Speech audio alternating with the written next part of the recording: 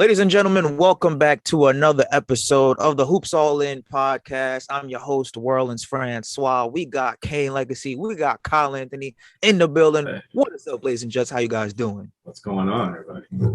How you doing, guys? Man. It's been a long time. It's been a minute. We are in the thick of NBA playoffs at the time of this recording. A lot of stuff's going on. Round one, a lot of action. The best time of the year. Postseason of the NBA, and we're gonna get right to it. So listen, the Brooklyn Nets, my Brooklyn Nets, have been struggling so far this series, most likely gonna get swept at the time of this recording if they haven't got swept already. But I want to ask you guys, why have the Brooklyn Nets struggled so much against the Boston Celtics, and what does the future hold for Brooklyn if they do end up losing in the first round to the Boston Celtics, which they look like they might get swept? What do you guys think about this? Should they blow it up? Should new changes be coming to the Nets? What are your thoughts? Well, I hate the fact that every time somebody, a team struggles beyond people's expectations or don't reach the expectations, that everybody's like, oh, blow up this team, trade this player, fire this coach. That knee-jerk reaction is so common. It's ridiculous. I mean, this is not a scripted TV series where you can just change characters episode to episode, game to game. It's just like, there's a lot of factors involved in terms of them not having that consistency. It all goes back to last season when, Harden, Durant, and Irving were never healthy, hardly ever healthy at the same time. And they lost their continuity. They didn't really build that on-court chemistry that was necessary. And it kind of extended into this season between the drama of Harden, forcing his way out or faking his way out, however you want to put it, and Kyrie's personal choices about vaccinations, and then Ben Simmons, will he or will he not play? Will he or will he be ready? All this stuff and everything. There's too many. There were just so many little factors that had nothing to do with the actual product on the court that I really don't think it's a matter of saying, oh, you know what, this is just not working, let's pull the plug. That's just my take on it. Do you think give them some time? I mean, you can't give it forever because this team was built, as they say, built for a championship, but, I say it over and over again, I should just make a sign and hold it up every now and then because it's you don't play this game on paper. The Lakers learned that the hard way this season, and the Nets are right there with them in that regard. You can't say, you can look at a roster and say, oh, there's no reason why this team shouldn't go deep if not all the way. But at the same time, it's like, hey, what shows up on the roster on paper does not account for all those little X factors, health and injuries and all that stuff. So, Man, the Nets, I agree with Kyle on that. It just maybe a thing of needing time to gel. The whole COVID thing with Kyrie didn't help this year. That set them back a few games. But honestly, if you're talking about just the playoffs, their biggest problem has been Jason Tatum. You know what I mean? The boy, 30 points a game. He's doing its thing against Kevin Durant. Yeah, well, everybody was like, "Oh, when the Tatum and Brown going to really elevate? Are they the leaders of this team? Are they real leaders? When are they? Well, they're peaking at the right time. Let's put it that way. In the playoffs, yeah, and that's when a lot of the paperwork gets thrown out the window. You know what I mean? Like playoff intensity brings it out of dudes. So, Boston's doing their thing. Tatum is a superstar, so he's just showing he's a superstar. You know what I mean? And that's, as they say in Boston, superstar. Superstar. And man, and Tatum is their biggest problem right now. Like he's playing good on both ends of the court. And that's the way I see it. Yeah, I just don't like when people don't give credit to the winning team. They always have to say, well, the Nets have these guys there must be something wrong with them. Maybe they're ill. Maybe they're hiding an injury. No, why don't you give credit to? I'm giving credit to the players who are playing good team, solid team defense, and just know the schemes on how to isolate, how to contain them. That's how I feel. I'm giving credit to this. Absolutely, I agree with you. Credit to the Celtics. Credit to Jason Tatum. Definitely, absolutely. To the winner goes those spoils. Yeah, Wells. Now, I know you guys have been waiting for my whole reaction, considering I'm the biggest Brooklyn Nets fan here, a part of this team.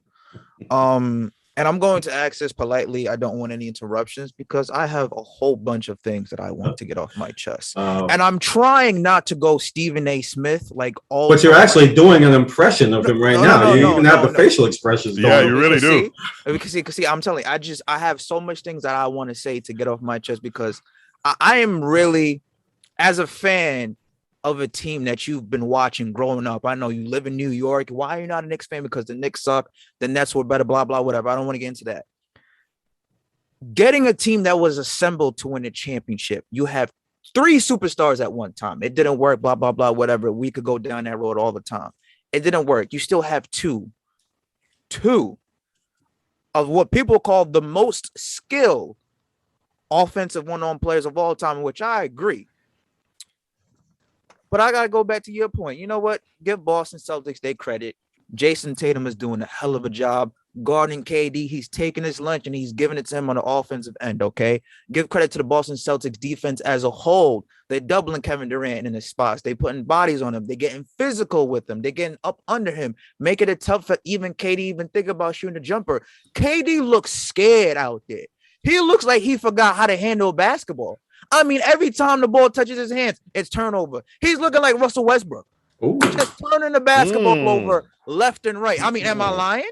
I'm not lying. Game 1, 6 turnovers. Game 2, 6 turnovers. Game 3, 5 turnovers. 17 turnovers in 3 games of a first round of an NBA. Kevin Durant, you are a superstar. This is your franchise. We move to the beat on how KD goes, all right? So Kevin Durant does not look like they got this KD from Wish. I don't know who the hell this Kevin Durant is, but they got this Kevin Durant from Wish. This ain't the KD that we grew up with. This ain't the most prolific scorer we see in the league. Period. This ain't. I'm serious. He's gonna kill you on Twitter. Listen. When KD and I got. You better hope Elon Musk saves you, man. Well, listen. He got a whole bunch of people he got to react to on Twitter because if you saw his name was trending, they was killing him.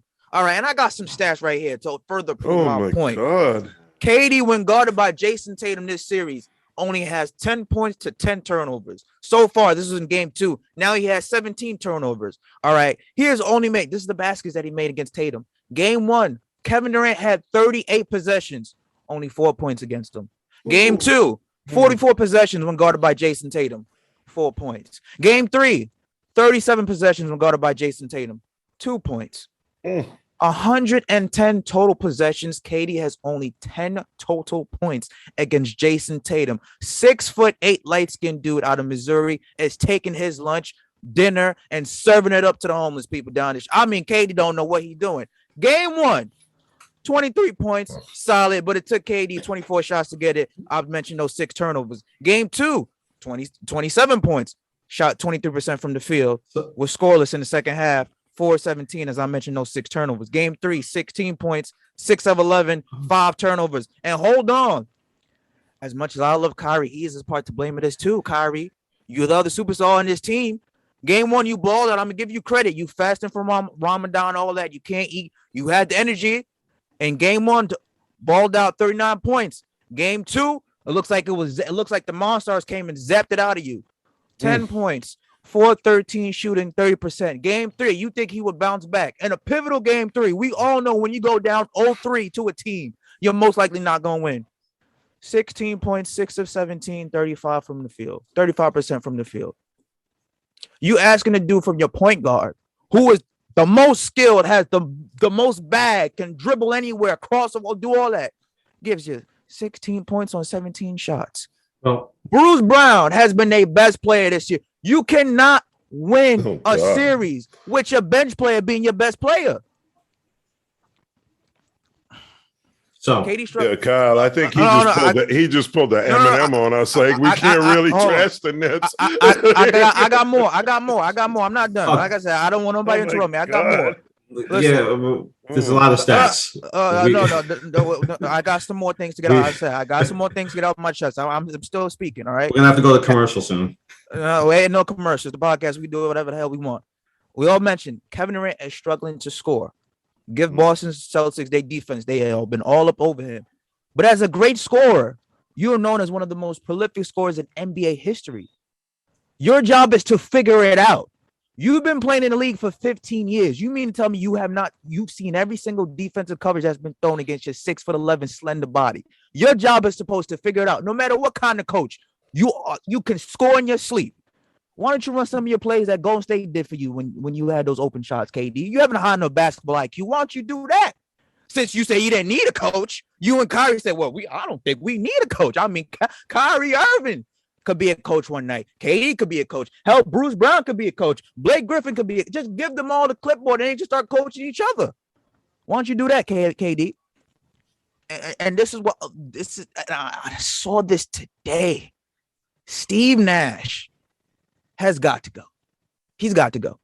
His tenure as the Brooklyn Nets head coach has got to come to an end. He doesn't know what the hell he's doing out there as a coach. Doesn't have no type of in-game adjustments, no rotations, no motivations, doesn't know what he's doing. This man has never coached a dribble in his NBA life. Listen, he's a great point guard, two-time, league MVP. We get all his accolades. Probably has a high basketball IQ, could call X's and O's like that.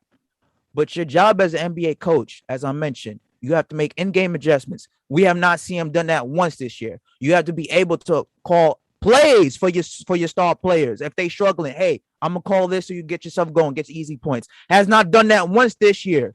Motivation, get your guys up and going. Has not done that once this year. And I want to get to Ben Simmons.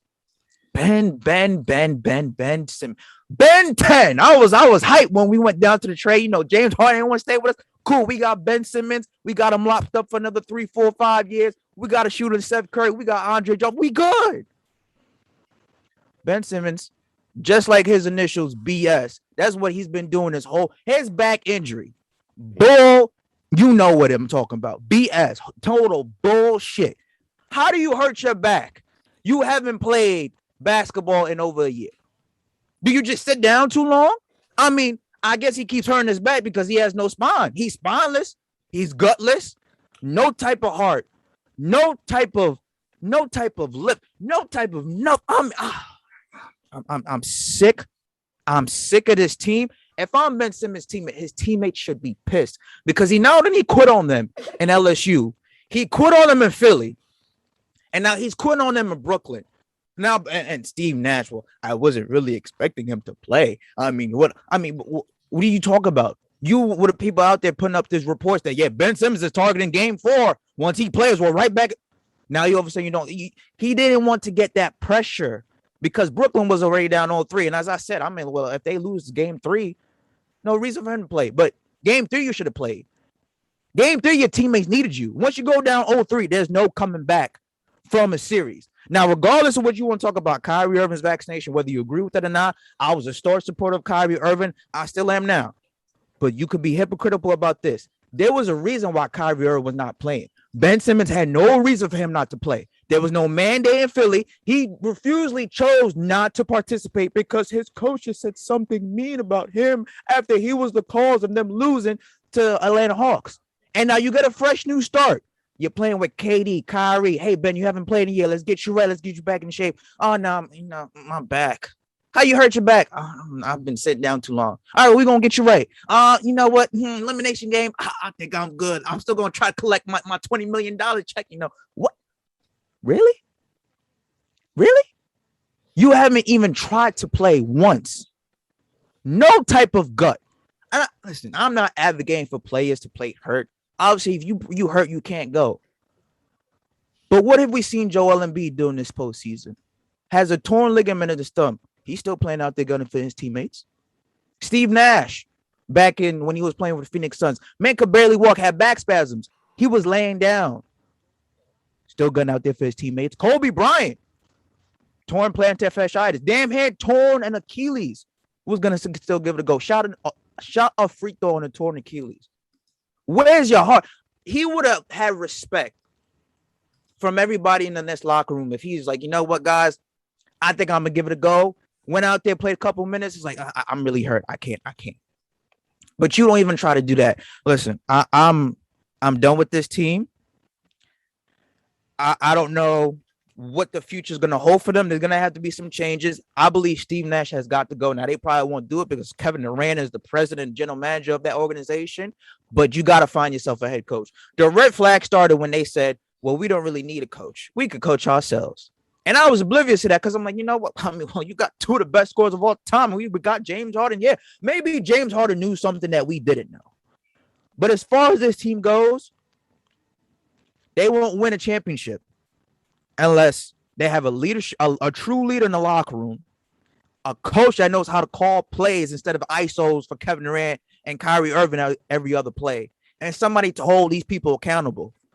But this, if they lose this to the Boston Celtics, what they most likely would be the worst disaster, would be the biggest blemish on Kevin Durant's legacy, along with Kyrie Irving's too. And like I said, give credit to Boston. They played a hell of a series. They turned it around, started the season 23 and 24.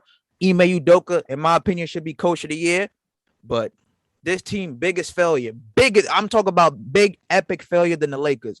You can't get swept when you have those two guns. But how this whole season went down, I'm not surprised. That's all I wanted to say because I don't want to keep taking up too much time. But Ben Simmons, I'm done with him. All right. I hope he don't collect this $20 million grievance that he's filed because you haven't played a dribble.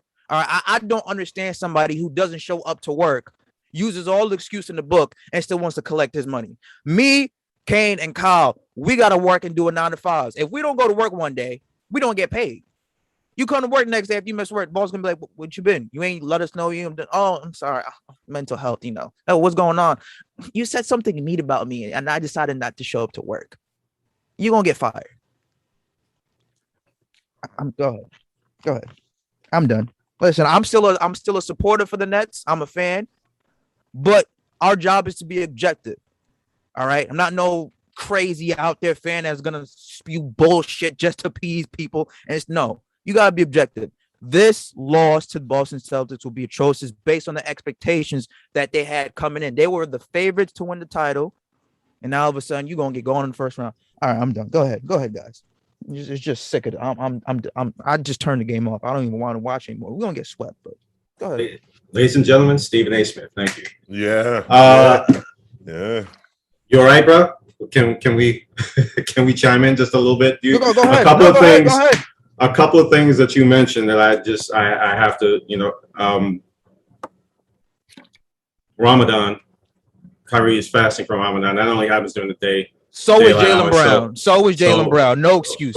Right. So that's fine. So there's no. My point is that I don't believe he used that as an excuse, but no one else should blame Ramadan for that. All right. That is, I think, off limits. We talked about you mentioned something about Steve Nash maybe should be calling plays. Listen, if you need to call a play for either of those two guys, then there is something wrong, and it's not the coach's fault. You don't need to call plays for those guys. You need to call plays for other players who can deliver, who can, if your two stars are not delivering at that, if any particular game or any particular moment, you need to call plays. No one needs to call a play for Irving and Durant. Kyle, in Golden State, you don't think they have plays run for Steph Curry to get him wide open threes, to get him going? You don't think they have plays called for Klay Thompson to get him going? Yeah, but you don't have to and screen the rolls and shit. But I mean, they don't have ISO plays called. Yeah, but that's right. When has isolation basketball ever got you to a championship? Right, exactly. As Kevin Durant. That's exactly what they're doing. They're playing ISO. Yeah, exactly. But ISO ball. I don't think Nash is calling isolation. Yeah, I don't think so. I really don't think so. I really don't think so. Like, we don't need a coach. We can win this. I'm an ISO. As your head coach, you a former 2-time league MVP. You should have to be like, hold on, KD. You see KD going ISO. Time out. KD, we're not playing that type of basketball. You got 2 championships. I've been in the league too. when the whole James Harden fiasco fell out, it was reported that Kevin Durant wanted a free flowing offense. James Harden was the one who wanted ISO basketball. Well, it looks like that must have been a lie because it looked like KD doing all the ISO every time he touched the basketball. It's KD top of the key ISO, Kyrie top of the key ISO. Okay, Kyrie, you go. Okay, KD, your turn. They take turn. You don't win basketball like that, and it's so easy for Boston for Boston's defensive scheme. Because like, all right. we gonna put 4 bodies on KD. Make Bruce Brown beat us. Hell, Bruce Brown, you scored 30, cool. As long as KD don't get 30, as long as Kyrie don't get 30, we fine. I can tell you right. ISO basketball doesn't win. I'll tell you right now, as somebody who's been in New England for 10 years, the difference between the Celtics historically as the team who has won the most championships in the NBA historically is that ownership and the GM back the coach in Boston all the time, and they don't care who you got playing for them. You know what I mean? If in Brooklyn, I don't think that's the case. You know what I mean? I don't think the ownership and GM is backing Steve Nash. You know, I think they're backing their star players, and I always think that's a mistake. You know, it leads to anarchy, and they're not playing team ball. You know, I mean, tell me if you guys disagree. No, Nash is a dog with no teeth. I totally agree. Dog with no teeth, you know. You're right. But to say, you would think somebody who's played in the league as one of the top 75 players, greatest players of all time, you would have the stomach to be like, listen, KD, I know you're the big reason why I got the job, but my job is to help us win a championship, is to coach you. I'm not gonna be a yes man, okay? So I'm gonna have some players that we gonna run. All right, no more of that ISO ball crap, because look what the isolation ball got him in OKC. A blown 3-1 lead to Golden State and hasn't reached the finals since 2012. When he went to Golden State, 2 back-to-back chips, would have been 3 if they didn't get hurt. But guess what? They were playing team basketball. Yeah, wow, they were moving basketball. They had to play team basketball in Golden State because Kevin Durant wasn't the big dog on that team. Steph Curry's been playing team ball since the beginning, since he was playing with Monte Ellis. You know what I mean? Yeah. Like he's been a team player from day one. You know what I mean? That's why you always hear Splash Brothers and Splash 3. You know what I mean? Him and Monte, you know what I mean, were partners. Steph Curry is a team player. Yeah, I've always wondered about Kevin Durant when it comes to that. But they weren't calling plays in Golden State for Curry wasn't calling plays for Kevin Durant. Not, you know what I mean, like ISO plays for Kevin. No, he's a real coach. You know what I mean? Like he had to fit in that scheme. Why do you think he left? Why do you think he left? They could have had 4 more championships. And I'd have been like, okay, bravo. He went to the Nets because he could call the shots. And they figure if they load up with enough firepower, they're going to win a championship with brute force. And we should have known that wasn't going to happen. You know what I mean? Excellent point. Miami Heat, right? You know what I mean? Like, come on now. Go Lakers. It doesn't always work to load up with firepower because these other guys, man, they're not going to sit down and roll over for you just because you Kevin Durant or LeBron James, man. These are all NBA players, man. They all come to play. And if they're going to listen to their coach and run those those screen rolls and pick and rolls and blah, blah, blah. That's another thing. The Nets, to copy Kevin Durant, they don't want to play pick and roll basketball anyway. They ain't got no answer to that. Yeah. You know and go back, pick and roll has been a part of the Celtics game plan from Red Auerbach days. Yeah, and Kaine, to go back to your point about KD leaving Golden State, he could have been on his 4th championship or soon. Of course. Think about this. Obviously, we all know KD tore his Achilles in 2019 with the Warriors. He would have taken a year off to recover. Same thing with Klay Thompson. Do you see what's going on with Jordan Poole? The emergence of Jordan Poole, what he's doing. You could have had Poole. Wiggins was an all-star this year. Yeah. Golden State would have been you think with them in 2017 and 18 and 19 with KD, they would have been unstoppable this year. It feels like injuries, and I'm not trying to get off topic, talk about the Warriors, but it feels like injuries long-term have been a blessing for Golden State because like, whoa, we developed Jordan Poole. Look what he's become. We turned Wiggins into an all-star. Look what they become. And even that Jonathan Kuminga kid coming off the bench, he's super athletic. KD would have been like, I don't even have to score 20. I got Steph, Klay, Draymond running the ship. Poole can get me 25. Wiggins can get me 20. I'm good. That's why all the teams I root for are teams. Celtics, Suns, Golden State. You know what I mean? These are teams. I don't want Golden State to beat my Suns, but, you know, you get the point. You know what I mean? Like you can't. I know this load up on firepower thing is a thing in the NBA, but man, it's not a superstar game. It's a team game. That's right. You know what I mean? It's not teams make superstars. Superstars don't make teams. Yeah. If you wanna win alone, go play tennis. No, for real. Golf. For real. Right. I didn't mean to take up that whole 30 minutes, but again, I was super pissed off. Was it only 30 minutes? Possibly an hour. I can't take away your passion on that, man. That was passionate. So. And I'm just so I don't even want to see Ben Simmons' face. I mean, Reggie Miller called him out on Twitter. Are you really surprised about Ben Simmons? Kyle called that Kyle called that 2 episodes ago. He did. The Ben Simmons thing. He did. Yeah. He did. I hate to admit it, but he did.